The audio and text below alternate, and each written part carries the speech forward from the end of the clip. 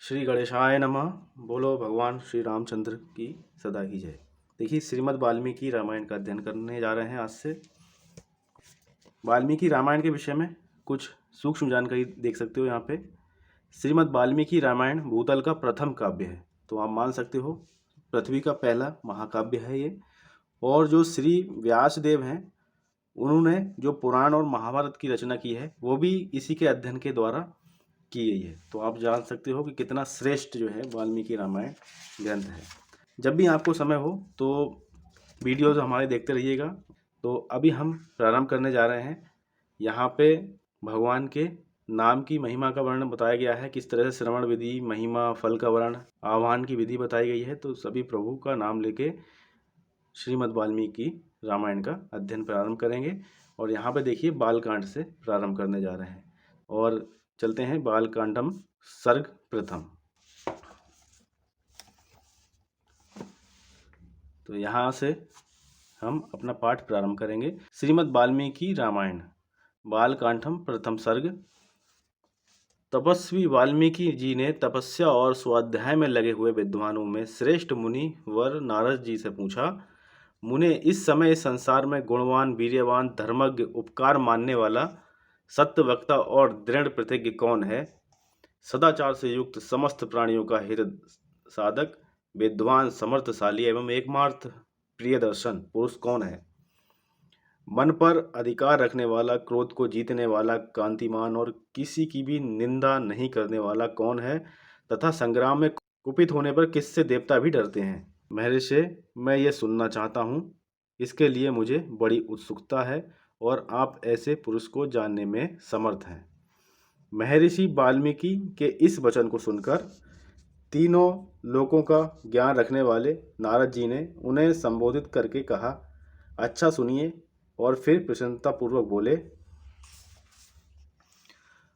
मुने, आपने जिन बहुत से दुर्लभ गुणों का वर्णन किया है, उनसे युक्त पुरुष को मैं विचार करके कहता हूँ, आप सुने। इक्ष्वाकु के वंश में उत्पन्न हुए एक ऐसे पुरुष हैं जो लोगों में राम नाम से विख्यात हैं। वे ही मन को वश में रखने वाले, महाबलवान, कांतिवान, धैर्यवान और जितेंद्रिय हैं। वे बुद्धिमान, नीतिज्ञ, वक्ता, शोभायमान तथा शत्रु संहारक हैं। उनके कंधे मोटे और भुजाएं बड़ी बड़ी हैं। ग्रीवा शंख के समान और ठोड़ी मासल पुष्ट है। उनकी छाती चौड़ी तथा धनुष बड़ा है। गले के नीचे की हड्डी मांस से छिपी हुई है। वे शत्रुओं का दमन करने वाले हैं। भुजाएं घुटने तक लंबी हैं। मस्तक सुंदर है। ललाट भव्य और चाल मनोहर है। उनका शरीर अधिक ऊंचा या नाटा ना होकर मध्यम और सुडौल है। देह का रंग चिकना है। वे बड़े प्रतापी हैं। उनका वक्ष स्थल भरा हुआ है। आंखें बड़ी बड़ी। वे शोभायमान और शुभ लक्षणों से संपन्न हैं। धर्म के ज्ञाता, सत्य प्रतिज्ञ तथा प्रजा के हित साधन में लगे रहने वाले हैं। वे यशस्वी, ज्ञानी, पवित्र, जितेंद्रिय और मन को एकाग्र रखने वाले हैं।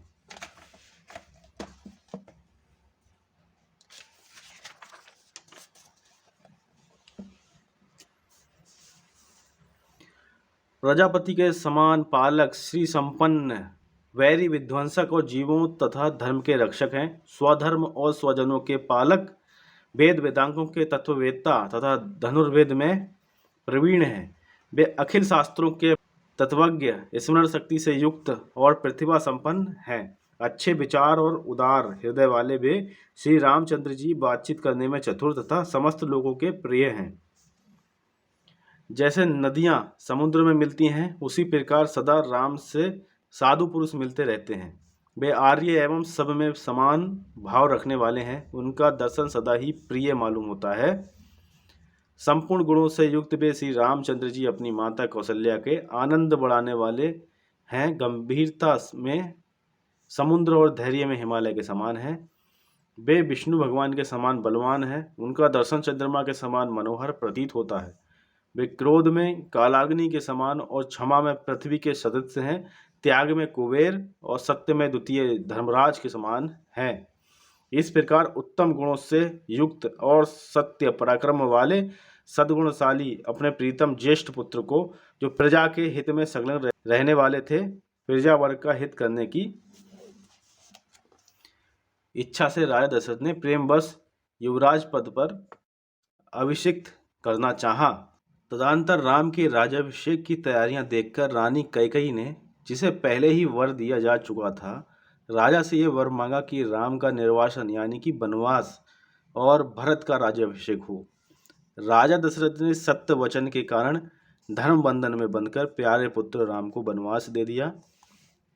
कैकेयी का प्रिय करने के लिए पिता की आज्ञा के अनुसार उनकी प्रतिज्ञा का पालन करते हुए वीर रामचंद्र जी वन को चले। तब सुमित्रा के आनंद बढ़ाने वाले विनयशील लक्ष्मण जी ने भी, जो अपने बड़े भाई राम को बहुत ही प्रिय थे, अपने सुबंधुत्व का परिचय देते हुए स्नेहवश वन को जाने वाले बंधुवर राम का अनुसरण किया। और जनक के कुल में उत्पन्न सीता भी, जो अवतीर्ण हुई देव माया की भांति सुंदरी, समस्त शुभ लक्षणों से विभूषित, स्त्रियों में उत्तम, राम के प्राणों के समान प्रियतमा पत्नी तथा सदा ही पति का हित चाहने वाली थीं, रामचंद्र जी के पीछे चलीं। जैसे चंद्रमा के पीछे रोहिणी चलती हैं, उस समय पिता दशरथ ने अपना सारथी भेजकर और पूर्ववासी मनुष्यों ने स्वयं साथ जाकर दूर तक उनका अनुसरण किया। फिर श्रृंगवेरपुर में गंगा तट पर अपने प्रिय निषाद राज गृह के पास पहुंचकर धर्मात्मा श्री रामचंद्र जी ने सारथी को अयोध्या के लिए विदा कर दिया।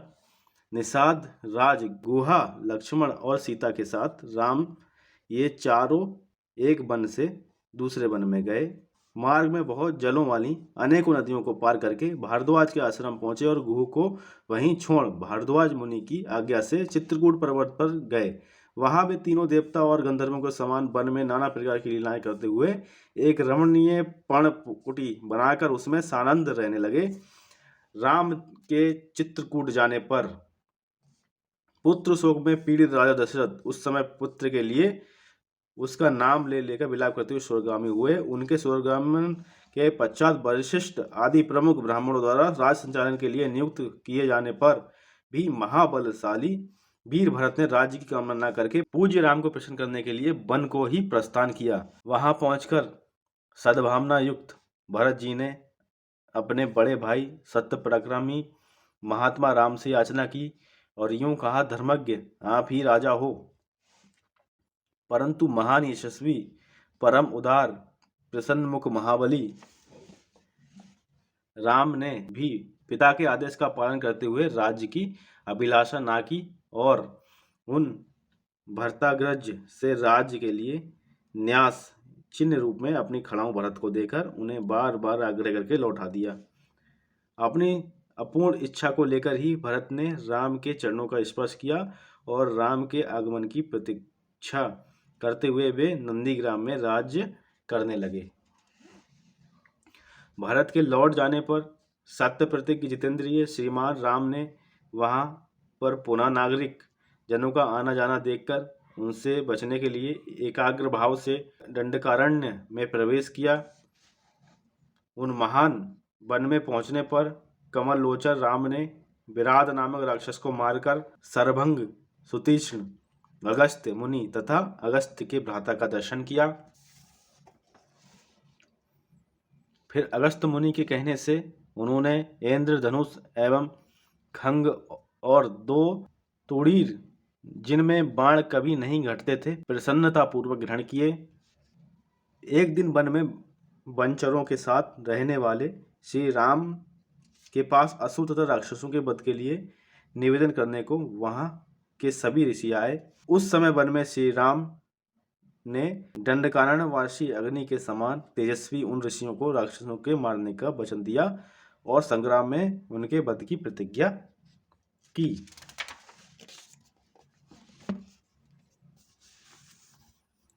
वहां ही रहते हुए श्री राम ने इच्छानुसार रूप बनाने वाली जनस्थान निवासिनी शूर्पणखा नाम की राक्षसी को लक्ष्मण के द्वारा उसकी नाक कटाकर क्रूप कर दिया।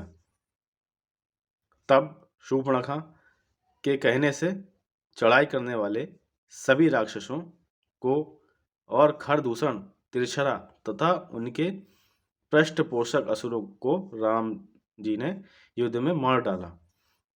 उस वन में निवास करते हुए उन्होंने जन स्थानवासी 14,000 राक्षसों का वध किया।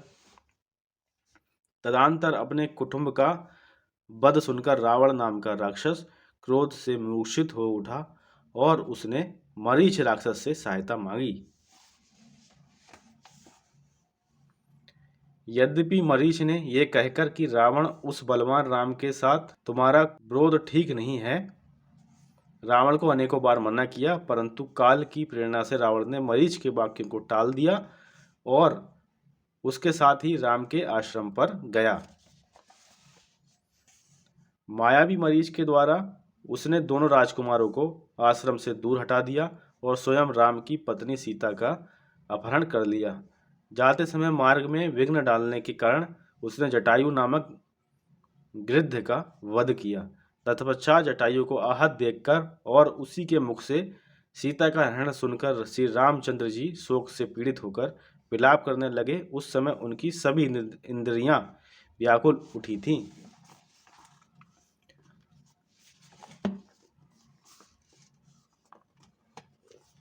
फिर उसी शोक में पड़े हुए उन्होंने जटायु गृध्र का अग्नि संस्कार किया और वन में सीता को ढूंढते हुए कवंद नामक राक्षस को देखा, जो शरीर से विकृत तथा भयंकर दिखने वाला था।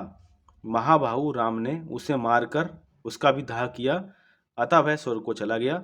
जाते समय उसने राम से धर्मचारिणी सबरी का पता बतलाया और कहा, रघुनंदन, आप धर्मपरायण सन्यासिनी सबरी के आश्रम पर जाइए। शत्रुहंता महान तेजस्वी दशरथ कुमार राम सबरी के यहाँ गए। उसने इनका भली भांति पूजन किया। फिर वे पंपासर के तट पर हनुमान नामक बानर से मिले और उन्हीं के कहने से सुग्रीव से भी मेल किया। तदनंतर महाबलवान राम ने आदि से ही लेकर जो कुछ हुआ था वह और विशेषता सीता का वृतांत सुग्रीव से कह सुनाया। बानर सुग्रीव ने राम की सारी बातें सुनकर उनके साथ प्रेम पूर्वक अग्नि को साक्षी बनाकर मित्रता की। उसके बाद वानरराज सुग्रीव ने स्नेहवश बाली के साथ बैर होने की सारी बातें राम से दुखी होकर बतलाईं। उस समय राम ने बाली को मारने की प्रतिज्ञा की। तब बानर सुग्रीव ने वहां बाली के बल का वर्णन किया। क्योंकि सुग्रीव को राम के बल के विषय में बराबर शंका बनी रहती थी। राम की प्रीति के लिए उन्होंने दुंदुभि दैत्य का महान पर्वत के समान विशाल शरीर दिखलाया। महाबली महाबाहु श्री राम ने तनिक मुस्कुराकर उस अस्थि समूह को देखा और पैर के अंगूठे से उसे 10 योजन दूर फेंक दिया। फिर एक ही महान बाण से उन्होंने अपना विश्वास दिलाते हुए 7 ताल वृक्षों को और पर्वत तथा रसातल को भींद डाला।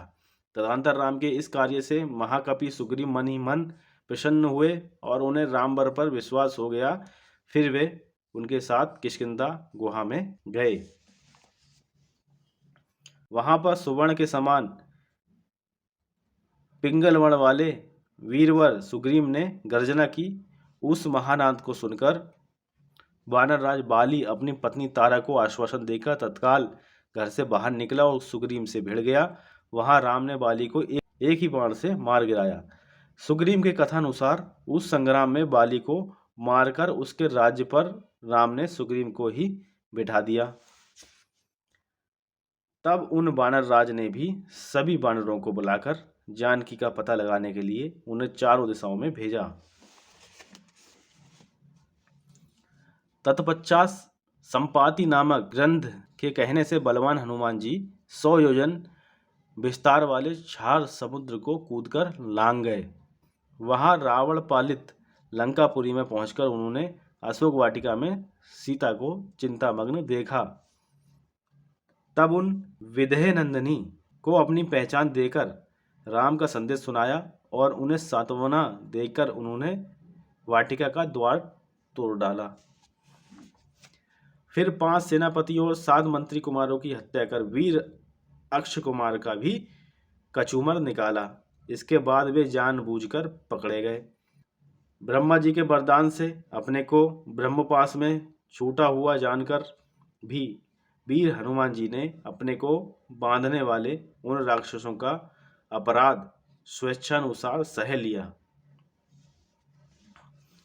तत्पश्चात मिथिलेश कुमारी सीता के स्थान के अतिरिक्त समस्त लंका को जलाकर वे महाकपि हनुमान जी राम को प्रिय संदेश सुनाने के लिए लंका से लौट आए। अपरिमित बुद्धिशाली हनुमान जी ने वहां जा महात्मा राम की प्रदक्षिणा करके यूं सत्य निवेदन किया, मैंने सीता जी का दर्शन किया है। इसके अनंतर सुग्रीव के साथ भगवान राम ने महासागर के तट पर जाकर सूर्य के समान तेजस्वी बाणों से समुद्र को शुद्ध किया।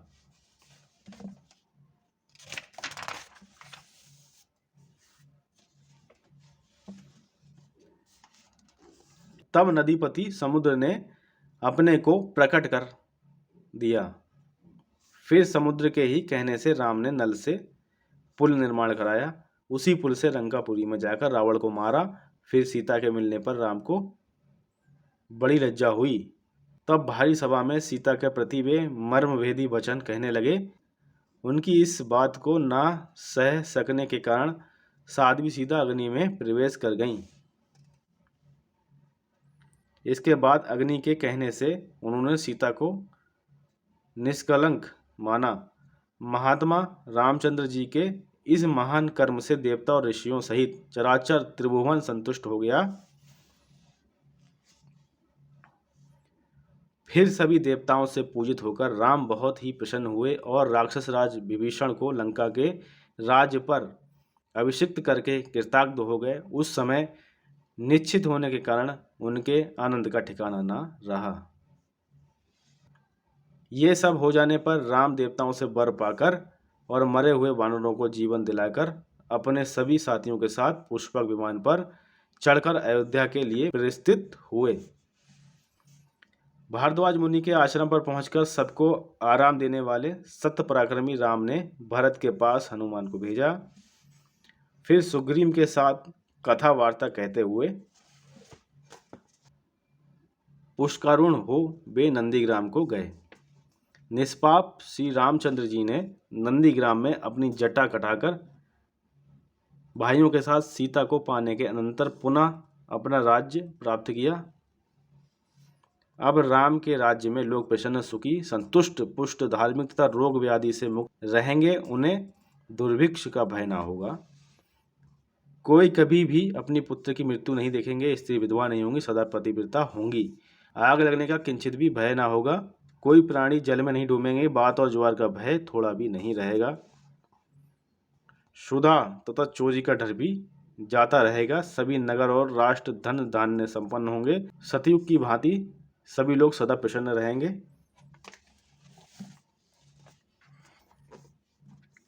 महायशस्वी राम बहुत से सुवर्णों की दक्षिणा वाले 100 अश्वमेध करेंगे। उनमें विधि पूर्वक विद्वानों को 10,000 करोड़, 1 खरब गौ और ब्राह्मणों को अपरिमित धन देंगे तथा 100 गुणे राजवंशों की स्थापना करेंगे। संसार में चारों वर्णों को वे अपने अपने धर्म में नियुक्त करेंगे। फिर 11,000 वर्षों तक राज्य करने के अनंतर श्री रामचंद्र जी अपने परम धाम को पधारेंगे। वेदों के समान पवित्र, पापनाशक और पुण्यमय इस रामचरित को जो पढ़ेगा वह सब पापों से मुक्त हो जाएगा। आयु बढ़ाने वाली इस रामायण कथा को पढ़ने वाला मनुष्य मृत्यु के अनंतर पुत्र, पौत्र तथा अन्य परिजन वर्ग के साथ ही स्वर्ग लोक में प्रतिष्ठित होगा। इसे ब्राह्मण पढ़े तो विद्वान हो, क्षत्रिय पढ़ता हो तो पृथ्वी का राज्य प्राप्त करे, वैश्य को व्यापार में लाभ हो और शूद्र भी प्रतिष्ठा प्राप्त करे। इस प्रकार श्रीमद् वाल्मीकि निर्मित आश्व रामायण आदि काव्य के बालकांड में पहला सर्ग पूरा हुआ। तो ये पहला सर्ग था, पहला अध्याय था। इसमें ही देखिए आप संक्षिप्त में पूरी राम कथा हो गई। ये भगवान वाल्मीकि ने नारद जी से पूछी थी। जैसे कि हमने शुरुआत में ही यहाँ पे देखा, नारद जी का वाल्मीकि मुनि को संक्षिप्त से श्री रामचरित्र सुनाना। तो नारद जी वाल्मीकि जी को संक्षिप्त में पूरी राम कथा सुनाते हैं।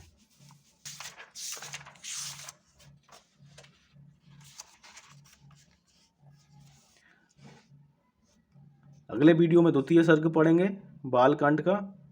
बोलो जय श्री राम।